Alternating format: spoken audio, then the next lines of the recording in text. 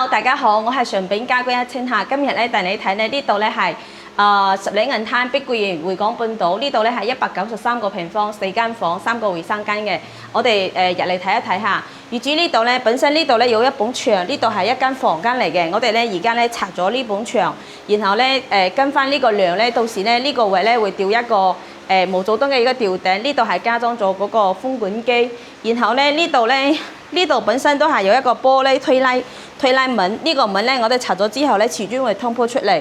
呢個大陽台咧，等下我哋都會封嗰個風窗嚇，封嗰個風窗。而家我哋師傅咧係逐月裝嚇，我哋睇一睇嗰啲房間嗰啲。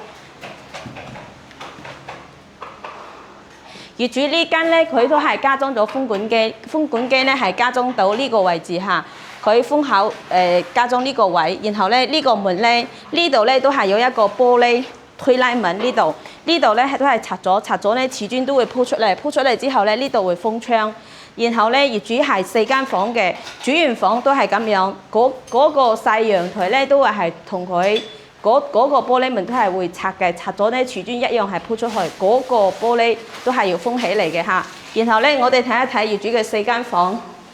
呢間咧係主人房嚟嘅，主人房嘅話咧，業主咧都係呢度咧會吊一個頂，呢度加裝咗風管機。呢邊嘅話咧，呢個主人房嘅衛生間咧就全部拆咗，到時咧重新架空，而家咧重新做，到時會做嗰啲浴缸啊嗰啲啊，到時裝好我都可以轉示俾你哋睇下。呢間咧係01單位，一個朋友好幾個香港人，全部都係為我哋裝嘅。然後咧我哋嚟睇一睇02單位。而家我哋個02下就係隔離嗰度。師傅你忙，